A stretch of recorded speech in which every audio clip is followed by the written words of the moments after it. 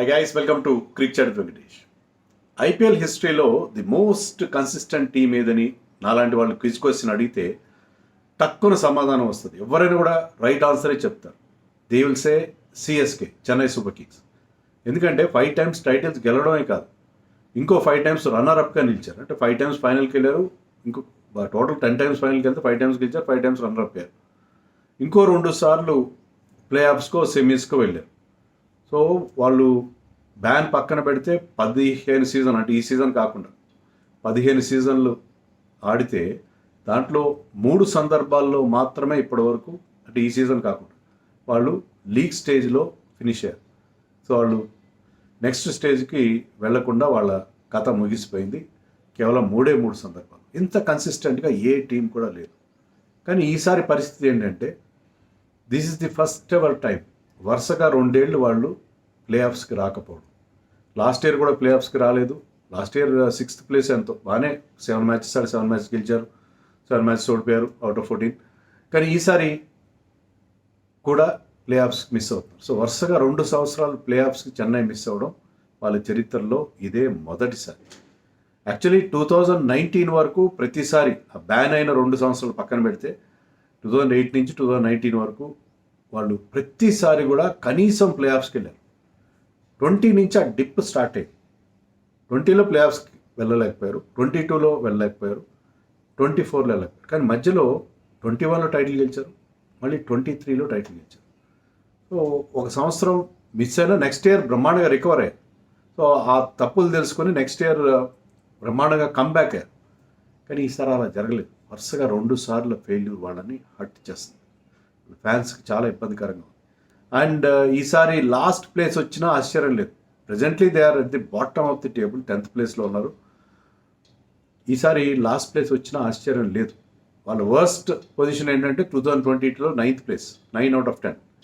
కానీ ఈసారి 10th వచ్చినా కూడా ఆశ్చర్యం లేదు. అంత దారుణంగా ఉంది వాళ్ళ పర్ఫార్మెన్స్. మరి కారణాలు ఏంటి దీనికి?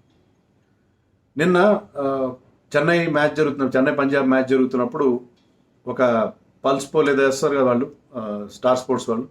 దాంట్లో ఏమడిగారంటే చెన్నై ఫెయిల్యూర్ కారణాలు ఏంటి? బ్యాటింగ్, బౌలింగ్, ఫీల్డింగ్, ఎవ్రీథింగ్ అనే 4 ఆప్షన్స్ ఇచ్చారు.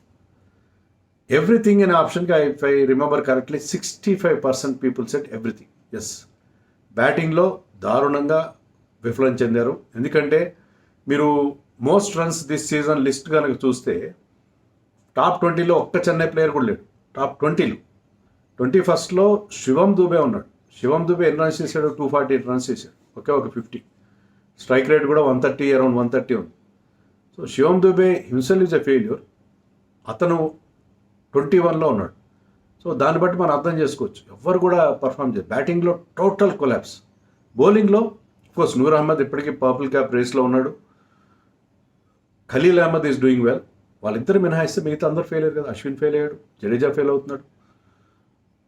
ఈవెన్ మతిషా పతిరానా కొన్ని వికెట్లు తీశాడు, కానీ తక్కువ వికెట్లు తీశాడు. లాస్ట్ టైంతో కంపేర్ చేసిన యాక్షన్ ఏదో మార్చుకున్నట్టున్నాడు. వైడ్లు ఎక్కువ వేస్తున్నాడు. ఐ థింక్ 25 పైగా వైడ్లు వేస్తుంటాడు ఈ సీజన్లో. ఓన్లీ వైడ్లు, నో బాల్స్ కాదు, వైడ్లు ఒక 25 పైగా వైడ్లు వేశాడు. ఎక్కడ చదివాను నేను, ఆర్సీబీ టీం అంతా కలిసి వేసిన వైడ్స్ కంటే this man alone bowled more wides. So అతను చాలా ఎక్స్పెన్సివ్ అయ్యాడు. మోర్ దెన్ 10 అతని రన్ రేట్, ఎకానమీ రేట్ ఉంది.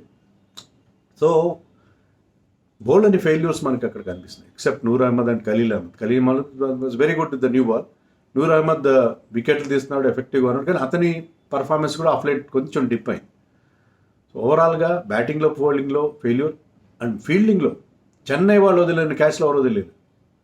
బౌలింగ్ వాళ్ళ catching efficiency I think latest figure నాకు లేదు, లోయెస్ట్ ఉంది. ఒక 3-4 రోజుల క్రితం చూస్తే వాళ్ళ catching efficiency, the catches, number of catches drop చేసింది.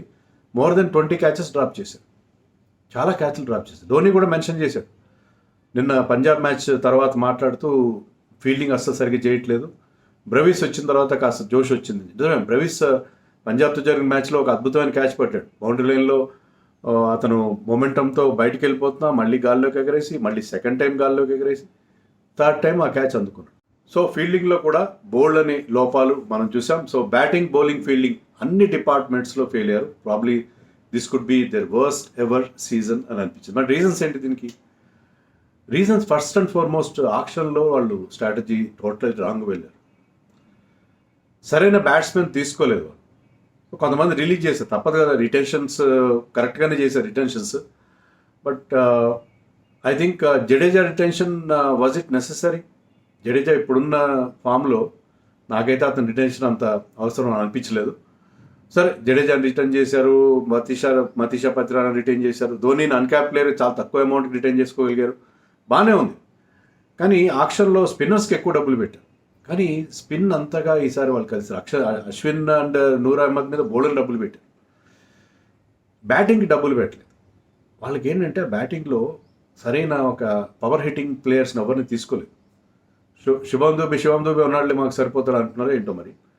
బ్యాటింగ్లో కొంతమంది మంచి మంచి ప్లేయర్, కేఎల్ రాహుల్ లాంటి ప్లేయర్ అక్కడ వాళ్ళ పిచెస్కి బ్రహ్మాండంగా సూట్ అవుతాడు. రాహుల్ని వాళ్ళు తీసుకోలేదు, ఇషాన్ కిషన్ని ట్రై చేయలేదు, రిషబ్ పంత్ కోసం వెళ్తారని చాలా టాక్ నడిచింది. సో ధోని ఇవాళ కాబట్టి రేపు నిష్క్రమిస్తాడు, మరి ధోని ప్లేస్లో రిషబ్ లాంటి ప్లేయర్ కావాలి కదా వాళ్ళకి. సో వాళ్ళు వెళ్ళలేదు, అస్సలు వెళ్ళలేదు. సో ఆక్షన్లో చాలా ఓవర్ కాన్ఫిడెంట్గా వెళ్ళారు. వాళ్ళు అనుకున్నది నేను కూడా అనుకున్నాను ఈ టీం బాగుంది అనుకున్నాను. I said Chennai will reach play of this time అని నేను నా ప్రెడిక్షన్ ఇచ్చాను. ఎందుకు అనుకున్నానంటే ఈ ప్లేయర్స్ లైక్ రాహుల్ త్రిపాఠి, దీపక్ హూడా, విజయ్ శంకర్ ఇలాంటి వాళ్ళు, even for that matter Rachin Ravindra, వీళ్ళు అన్ప్రూవెన్ అంటే ఐపీఎల్లో ఆడుతున్నారు కానీ ఎప్పుడు పెద్దగా వాళ్ళు షైన్ అయ్యింది లేదు. ముఖ్యంగా మన ఇండియన్ ప్లేయర్స్ గురించి మాట్లాడదాం. కానీ చెన్నై వస్తే మనం గతంలో చూసాం, శివం దుబే వేరే టీమ్స్ కాడ పెద్దగా రన్స్ చేయలేదు, అజింక్య రహానే వేరే టీమ్స్ కాడ పెద్దగా రన్స్ చేయలేదు. కానీ చెన్నై వస్తే వాళ్ళ పరిస్థితి మారిపోతుంది. సో అలాగే ఇక్కడికి వస్తే ఆ టర్న్ అరౌండ్ వస్తుంది వాళ్ళు అని అనుకుని నేను బౌలింగ్ బాగుంది, బౌలింగ్ బ్రహ్మాండంగా ఉంది, స్పిన్ బౌలింగ్ బాగుంది, పేస్ బౌలింగ్ బాగుంది అని నేను ఎక్స్పెక్ట్ చేసి వీళ్ళు ప్లే ఆఫ్స్కి వెళ్తారని అనుకున్నాను. కానీ ఆ మ్యాజిక్ పనిచేయలేదు. లాస్ట్ సీజన్లో పనిచేయలేదు, ఈ సీజన్లో పనిచేయలేదు. సో చెన్నైకి వస్తే ఆర్డినరీ ప్లేయర్స్ కూడా స్టార్స్గా మారిపోతారనేది గతంలో చూసాం. కానీ ఆ మ్యాజిక్ ఆ మంత్రదానం ఈసారి పనిచేయలేదు. త్రిపాఠి ఫెయిల్ అయ్యాడు రెగ్యులర్గా, తర్వాత మీకు దీపక్ హూడా కానీ విజయ్ శంకర్ కానీ కంటిన్యూస్గా ఫెయిల్ అయ్యారు. చెన్నై ఎప్పుడు చాలా తక్కువ మంది ప్లేయర్స్ని యూజ్ చేసుకునేవాడు. చెన్నైలో బెంచ్ మీద ఉన్నాడంటే బెంచ్ మీద ఉంటాడు, ఒకరిద్దరు ప్లేయర్స్తో మార్చారు. కానీ ఈసారి 21-22 ప్లేయర్స్ మార్చినట్టున్నారు, 27 ప్లేయర్స్ రీప్లేస్మెంట్స్తో కలిపి. దాంట్లో చాలామంది ప్లేయర్స్ని వాళ్ళు వాడడం జరిగింది. అండ్ ఇంకా కూడా రైట్ కాంబినేషన్ వాళ్ళకి దొరకలేదు, ఇప్పటికే రైట్ కాంబినేషన్ దొరకలేదు. సో ఆక్షన్లో వాళ్ళు స్పిన్నర్స్ మీద ఎక్కువ డబ్బులు పెట్టి ప్రూవెన్ బ్యాట్స్మెన్, గన్ బ్యాట్స్మెన్ ఎవరిని తీసుకోలేదు. సరే మనకి ఋతురాజ్ ఉన్నాడు, దూబే ఉన్నాడు, జడేజా స్టడీగా ఆడతాడు, సరిపోతుందని అనుకున్నారు. చాలా ఓవర్ కాన్ఫిడెంట్గా వెళ్ళారు, కానీ అది కుదరలేదు. రచిన్ రవీంద్ర వన్ డేస్ బ్రహ్మాండంగా ఆడతాడు, ఈ ఫార్మాట్లో అతను అంత ప్రూవ్ చేసుకోలేదు. Conway is good but not very good. So వీళ్ళకి ఒక సీజన్ బాగా ఆడిన మాట నిజమే, బట్ ఓవరాల్గా వాళ్ళు ఈవెన్ వాళ్ళు తీసుకున్న యంగ్ ప్లేయర్స్ కూడా, షేక్ రషీద్ చాలా టాలెంటెడ్ ప్లేయర్, నేను కూడా చూశాను అతను పర్సనల్గా, కానీ కన్సిస్టెంట్ కాదు. అలాగే మీరు కమలేష్ నాగర్కోటిని తీసుకున్నారు, ఆండ్రే సిద్ధార్థ్ తీసుకున్నారు, లేటెస్ట్గా ఆయుష్ మహేత్రని తీసుకున్నారు. వీళ్ళందరూ ఏంటంటే అన్ప్రూవెన్ కదా, వాళ్ళు ఎలా ఆడతారో మనకు తెలియదు. నగర్కోటి లాంటి వాళ్ళు గతంలో పెద్దగా, శ్రేయస్ గోపాల్ని తీసుకున్నారు, వీళ్ళందరూ పెద్దగా షైన్ అయిన పరిస్థితి లేదు, ఏదో జస్ట్ మేకప్ నెంబర్స్ అన్నట్టుగా ఆక్షన్లో టోటల్గా ఫెయిల్ అయ్యారు. దానివల్ల ఏంటంటే వాళ్ళకి సరైన రీప్లేస్మెంట్ లేకుండా పోయినాయి. తర్వాత ఐపీఎల్ డైనమిక్స్ కంప్లీట్గా మారిపోయినాయి. ఇంపాక్ట్ ప్లేయర్ రూల్ వచ్చిన తర్వాత ఐపీఎల్ డిఫరెంట్గా ఆడుతున్నారు. చెన్నై ఆడుతున్నట్టు గతంలో నేను 150-160 రన్స్ చేస్తాము, దాన్ని డిఫెండ్ చేసుకుంటామంటే కావట్లేదు. ఓ ఐపీఎల్ డైనమిక్స్ కంప్లీట్గా చేంజ్ అయిపోయినాయి. Not only impact player rule ఒక్కటే కాదు దాని కారణం, ప్లేయర్స్ బిగ్ సిక్స్లు కొడుతున్నారు, రేంజ్ హిట్టింగ్ ప్రాక్టీస్ చేస్తున్నారు, ఎక్కడి నుంచో సడన్గా ఒక సిక్స్ కొడుతున్నారు, లేకపోతే అప్పర్ కట్స్ కొడుతున్నారు, ర్యాంప్ షాట్స్ కొడుతున్నారు. సో హిట్టింగ్ అనేది చాలా ఎక్కువ, పవర్ హిట్టింగ్ ఎక్కువైంది, డిఫరెంట్గా ఆడుతున్నారు. 200 has become a regular thing. కానీ చెన్నై దానికి రెడీగా లేదు. ఇంకా ట్రెడిషనల్ బ్రాండ్ ఆఫ్ క్రికెట్ ఆడుతున్నారు. ఇంటెంట్ కనబడట్లేదు. బ్రూవిస్ వచ్చిన తర్వాత ఇంటెంట్ కనిపించింది, ఆయుష్ మాత్రం వచ్చిన తర్వాత ఇంటెంట్ కనిపించింది. అంతవరకు ఏంటంటే చాలా మామూలుగా ఆడుతున్నారు. శివం దుబే ఫెయిల్యూర్ వాళ్ళని హర్ట్ చేసింది. సో వాళ్ళు ఏంటంటే చాలా ఆర్డినరీ క్రికెట్ ఆడుతున్నారు. ఇలాంటి క్రికెట్ ఆడుతూ ఇప్పుడు impact player, post impact player మ్యాచ్లు గెలిచే పరిస్థితి లేదు. మీకు నెంబర్ 8 దాకా బ్యాటింగ్ ఉంది అందరికీ. దాంతో ఏంటంటే ముందున్న బ్యాట్స్మెన్ చాలా ఫ్రీగా ఆడుతున్నారు, చాలా ఎక్స్ట్రా ఫ్రీడమ్తో ఆడుతున్నారు. వికెట్ పారేసుకున్నా పర్వాలేదు అని చెప్పి they are going for their shots. 2 క్యాచ్లు డ్రాప్ అయిన ఓవర్లో మూడు బాల్ కూడా వాళ్ళు they are trying to send it for 6. So అలాంటి ఇంటెంట్ అనేది చెన్నైలో మిస్ అయింది. బ్రెవిస్లో కనిపించింది, మాత్రేలో కనిపించింది, కొంతవరకు రషీద్లో కనిపించింది. పవర్ ప్లేలో టోటల్గా వాళ్ళు వీకెస్ట్ కనిపించింది. పవర్ ప్లేలో రన్స్ చేయట్లేదు. 78 రన్స్ చేస్తున్నారు పవర్ ప్లేలో. మీరు అలా చేయట్లేదు కదా, 100 రన్స్ కూడా టచ్ అవుతున్నారు. మీరు అలాంటి ల్యాక్ ఆఫ్ అగ్రెషన్, ఫియర్లెస్నెస్, అంటే యంగ్స్టర్స్ లేరు టీంలో, అందరూ డాడ్స్ ఆర్మీ లాగా ఉన్నారు. ఆ ఫియర్లెస్నెస్ యంగ్స్టర్స్, ప్రియాన్ చారియా లాంటి వాళ్ళు, వైభవ్ సూర్యవంశీ లాంటి వాళ్ళు, వీళ్ళు ఆడుతున్న క్రికెట్ వేరుగా ఉంది. చాలా ఫియర్లెస్గా ఆడుతున్నారు. అనికేత్ వర్మ, అలాంటి ఫియర్లెస్నెస్ వీళ్ళ మ్యాచ్లో ఆయుష్ వచ్చినాక కొంత కనిపించింది. సో అది కూడా వాళ్ళకి మిస్ అయింది. తర్వాత ఫ్యాన్స్ కోపం వస్తే రావచ్చు, కానీ Dhoni factor, Dhoni obsession with Dhoni ఉంటే చాలు, తలా దర్శనం చాలు అనుకుంటే లాస్ట్ 2 సీజన్స్లో ధోని రోల్ నాకేంటో అర్థమే కాలేదు. లాస్ట్ సీజన్లో కూడా 200+ స్ట్రైక్ రేట్ ఉంది, వస్తాడు 2 4లు కొడతాడు, స్టేడియం అంతా హోరెత్తిపోతుంది. ఎక్కడ ఆడినా సరే, ఎక్కడ ఆడినా ఎవే ఫ్రమ్ హోమ్ ఆడినా స్టేడియం అంతా ధోని ఎంట్రీకి బ్రహ్మాండంగా హోరెత్తిపోతుంది, వస్తుంది, 2 3 6లు కొడతారు. అది టీంకి అంత పెద్ద ఉపయోగపడింది ఏం లేదు. లాస్ట్ సీజన్లో అది అంతగా కనబడలేదు ఆ లోపం. ఈ సీజన్లో వాళ్ళు బ్యాటింగ్ ఫెయిల్యూర్ అయ్యేసరికి అది ఎక్కువ కనిపిస్తుంది. ధోని ఇప్పటికీ 151 రన్స్ చేశాడు, 30 నాట్అవుట్ హైయెస్ట్ స్కోర్. ఒక మ్యాచ్ గెలిపించాడు నాకు తెలిసినంత వరకు అతని బ్యాటింగ్తో. స్ట్రైక్ రేట్ 148 ఉంది, బాగానే ఉంది, 6లు 4లు కొడుతున్నారు. కానీ ఒక కీపర్ బ్యాట్స్మెన్గా చాలా టీమ్స్లో హయ్యర్ అప్ ది ఆర్డర్ ఆడుతున్నారు బ్యాట్స్మెన్. అది ఎవరైనా కావచ్చు, any keeper is doing very well. Henry Klaasen కావచ్చు, ఎనీ కీపర్, ర్యాన్ రికెల్టన్ కావచ్చు, ఎవరైనా సరే, అభిషేక్ పరల్, రాహుల్, ఎవరు కీపింగ్ చేసినా, ఎవరు ఆడినా కీపర్స్ చాలా హైర్ అప్ ది బ్యాటింగ్ చేస్తున్నారు. వాళ్ళు ఒక బ్యాట్స్మెన్ కీపర్గా ఉన్నారు, కానీ కీపర్ బ్యాట్స్మెన్గా ఉన్నాడు ధోని రోల్ వల్ల టీంకి పెద్దగా జరుగుతున్నది ఏమి లేదు. క్యాప్టెన్సీ తీసుకున్నా కూడా టీం బాగాలేకపోతే కెప్టెన్ మాత్రం ఏం చేస్తాడు? ధోనికి ఎంత కెప్టెన్గా అతనికి ఎంత మంచి రికార్డు ఉన్నా ఏమున్నా సరే అది పని చేయట్లేదు. ఈ సీజన్లో ఏమాత్రం పని చేయలేదు.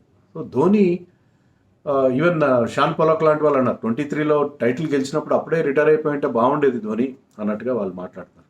నిజమే కదా, ధోని ఎక్స్టెండెడ్ రన్ వల్ల టీంకి పెద్ద ఉపయోగం రాలేదు. ధోని వెనక ఉన్న ఆరా కూడా తగ్గిపోయిందేమో అనిపిస్తున్నారు. ధోని కంటిన్యూషన్ వల్ల టీంకి కమర్షియల్ ఇంట్రెస్ట్, బ్రాండ్ ఇమేజ్ పెరిగిందేమో, కానీ టీం విజయాల విషయంలో ధోని రోల్ ఏమీ లేనట్టుగా అనిపిస్తుంది. సో అతను ఉంటే అతని ప్రెజెన్స్ ఎంతవరకు చాలా ఉపయోగమే, నేను ఒప్పుకుంటా. ధోని అతనుకున్న స్ట్రాటజీ కానీ అతని ఇన్పుట్స్ కానీ చాలా ముఖ్యమే.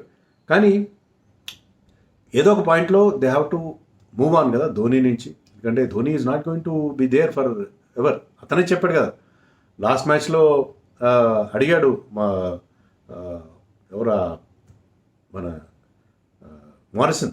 డానీ మారిసన్ అడిగాడు, ఏంటి నీకు ఎంత సపోర్ట్ ఉంది, నెక్స్ట్ సీజన్ కూడా వస్తామని అడిగితే ధోని అన్నాడు నెక్స్ట్ మ్యాచ్ కొంటాను లేదో నాకు తెలియదు అన్నట్టుగా మాట్లాడాడు ధోని. సో అలాంటి పరిస్థితుల్లో Dhoni continuation, is it really of any help for the team? I'm not sure. I could be wrong, but I'm not sure.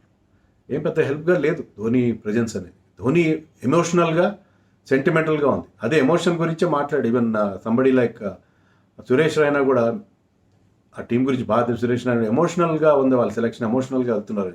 Emotions వల్ల, సెంటిమెంట్స్ వల్ల మీకు ఫలితాలు రావు. తర్వాత హోమ్ అడ్వాంటేజ్ పోయింది కదా వాళ్ళకి. 17 ఏళ్ళ తర్వాత అక్కడ ఆర్సీబీ గెలిచింది, 14 ఏళ్ళ తర్వాత ఢిల్లీ గెలిచింది చెపాక్లో.